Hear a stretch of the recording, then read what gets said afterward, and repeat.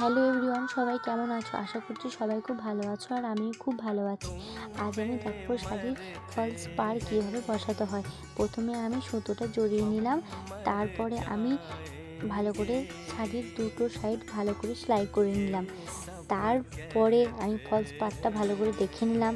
দেখে নেওয়ার পরে শাড়ির মধ্যে আমি 7 ইঞ্চি একটা মাপ নিয়ে নিলাম। মাপ নেওয়ার পরে শাড়ির যে ফলস পাড়টা আছে সেই পাড়টা শাড়ির মধ্যে ভালো করে বসিয়ে আমি একটু ভাঁজ করে ভালো করে সেলাই করতে থাকলাম। সেলাই করে নেওয়ার পরে আমি ভালো করে সামনে পিছন দুদিকে উল্টে পাল্টে দেখে নিলাম সেলাই ঠিকঠাকভাবে পড়েছে কিনা, কেননা টান টান করে না সেলাই ভালো করে দিলে শাড়ি সরে যাবে আর সেলাইটা ভালো হবে না।